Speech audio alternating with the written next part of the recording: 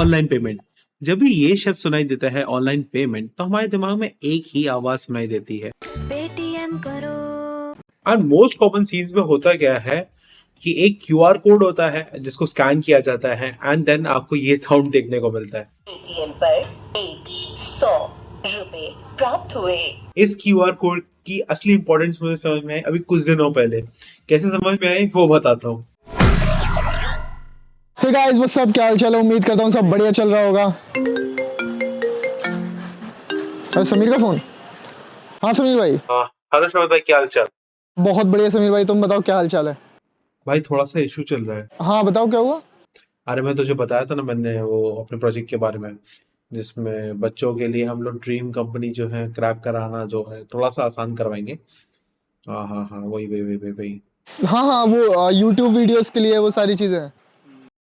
तो थोड़ा उसमें फंडिंग का इशू आ रहा है भाई। क्या प्रॉब्लम आ रही है बताओ? हाँ भाई, थोड़ी सी हेल्प चाहिए थी।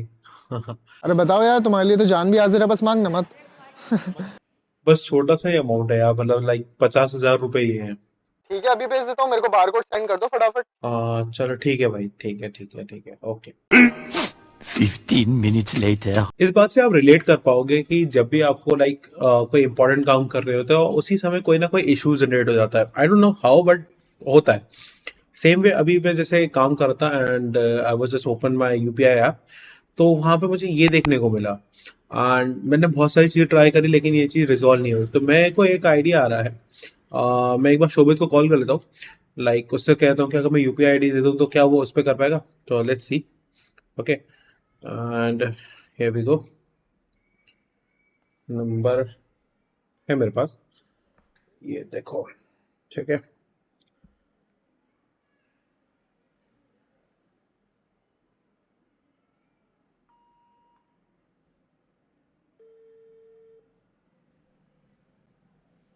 हेलो। हाँ शोभित भाई, क्या हाल चाल? बढ़िया, आप सुनाओ। क्या कर रहा है? अच्छा सुनना, एक्चुअली क्या है कि मेरे को थोड़ी सी इशू आ गया, इंटरनेट इशू आ गया है, तो क्या मैं अपना यूपीआई आईडी सेंड कर सकता हूँ क्या? भाई मैं ना यार सच्ची में बहुत जेन्युइन तरीके से बिजी हूँ, तुम क्यूआर कोड भेजो ना यार, इतनी मेहनत लगेगी यूपीआई आईडी वगैरह डालने में और मैं थोड़ा सा बिजी हूँ। क्यूआर कोड देखो ना, अगर हो जाए थोड़ा सा। अब तो क्यूआर कोड ही जनरेट करना पड़ेगा, और कोई चांस नहीं बचा है ना। लगाना पड़ेगा अपना इंजीनियरिंग वाला दिमाग। So without any further delays, let's get into the video. तो इस प्रोजेक्ट को बनाने के लिए मेरे दिमाग में एक आइडिया आ रहा है कि मेरे को दो मॉड्यूल चाहिए होंगे, या मैं कह सकता हूँ दो सामग्री चाहिए होंगी। तो यहाँ पे मैंने एक सामग्री डॉट टी एक्स टी का एक फाइल बना दी है एंड इस सामग्री डॉट टी एक्स टी में मैंने दो मॉड्यूल्स का नाम लिखा हुआ है। एक है हमारा क्यूआर कोड और दूसरा हमारा है पिलो।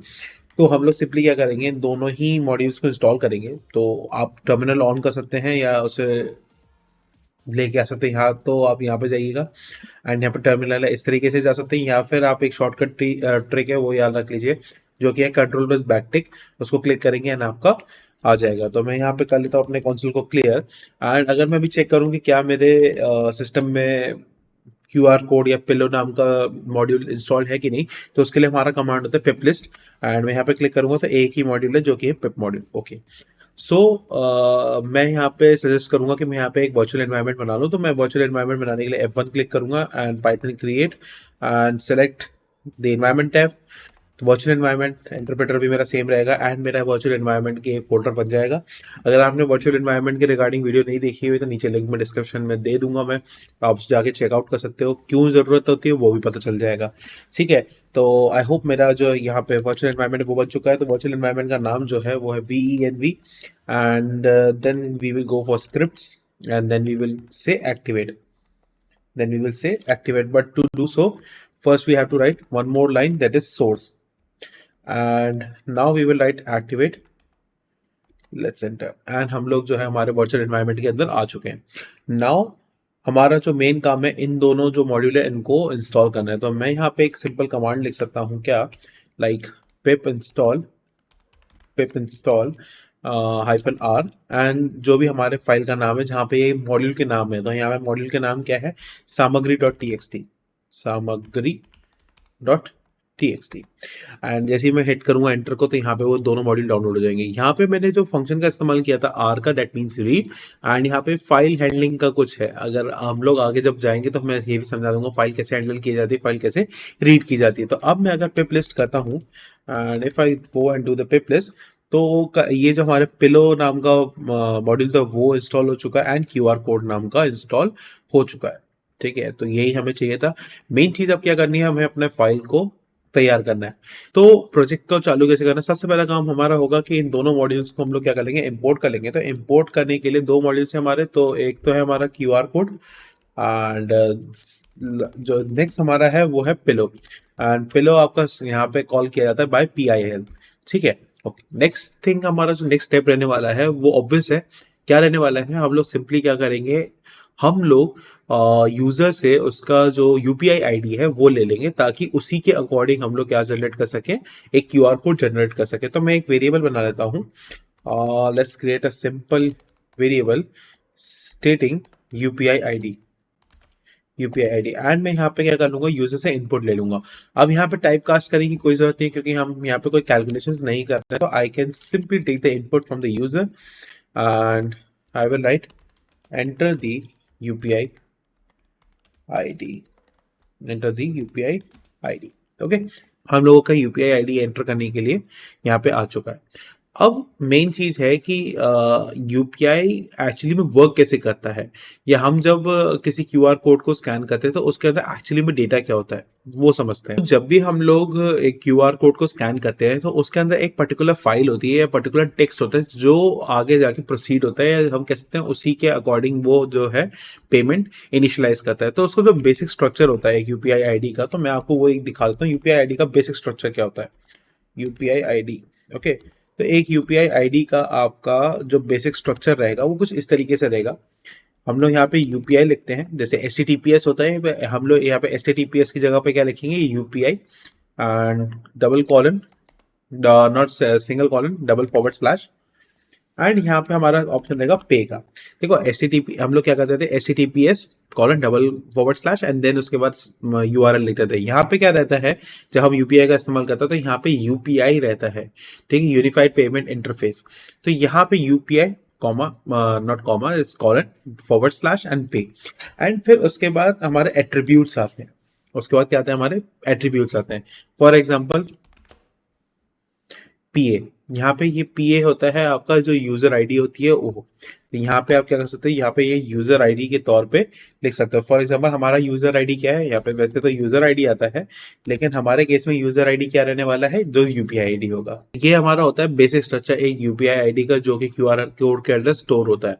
अब हमारा काम क्या है, ये पहले सबसे पहले ये लिंक बनाना। तो हम क्या करते हैं, एक UPI नाम से वेरिएबल बना लेते हैं, एंड ये जो मैंने लिंक बना के रखी है इसी को कॉपी कर लेते हैं यहाँ से।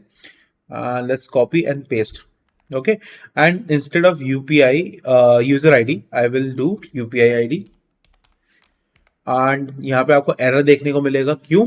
क्योंकि ये स्ट्रिंग है और हम लोगों ने इसको इंक्लोज नहीं किया हुआ है। तो हम क्या करेंगे, यहाँ पे पहले तो इसको करेंगे स्ट्रिंग में डालेंगे, एंड क्योंकि मुझे ये UPI ID की वैल्यू यहाँ से चाहिए एक्टिव वाली, तो मैं क्या करूँगा, फॉर्मेट स्ट्रिंग का इस्तेमाल कर दूंगा यहाँ पे। ठीक है, यहाँ पे मैंने फॉर्मेटिंग स्ट्रिंग का इस्तेमाल कर लिया।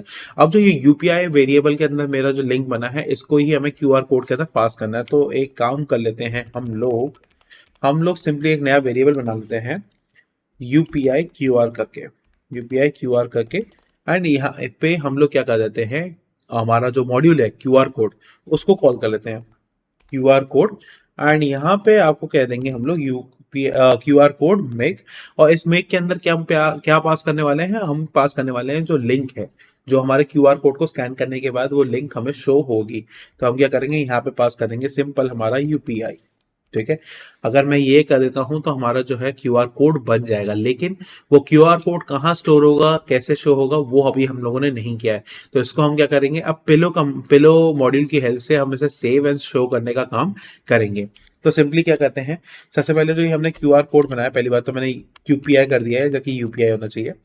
ओके, वो कोई बात नहीं है, वो तो तब भी बन जाता, लेकिन हम लोगों ने क्या किया, UPI अंडरस्कोर QR करके एक वेरिएबल बना के रखा है, इसी को ही हमें सेव करना है। तो I will say UPI QR dot save, and जब हम सेव करेंगे तो उसका नाम रखेंगे लाइक पेमेंट डॉट png, ठीक है, payment.png।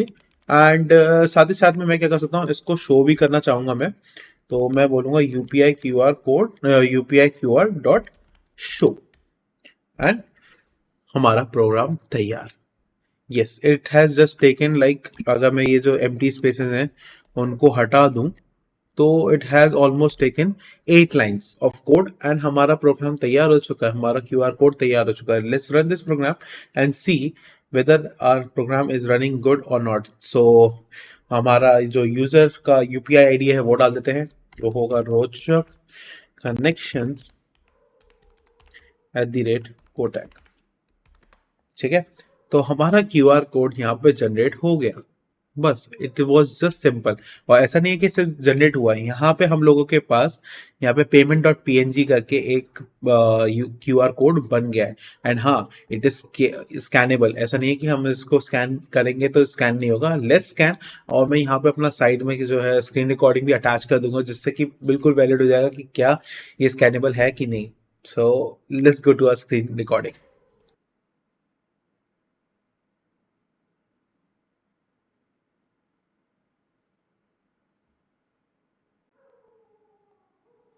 It is just simple that हम लोगों ने इसको स्कैन किया एंड हमें ये देखने को आराम से मिल गया। अगर फोकस हो रहा हो, प्लीज फोकस हो जाए, हाँ फोकस हो रहा है। तो यहाँ पे हम लोगों का आसानी से स्कैन हो गया है एंड मुझे अब QR कोड सेंड करने में कोई आसान मतलब कोई दिक्कत नहीं आने वाली है।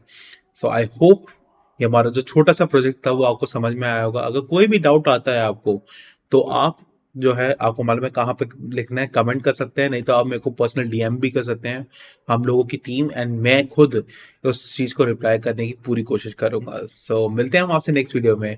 Until then, stay safe, keep coding, peace.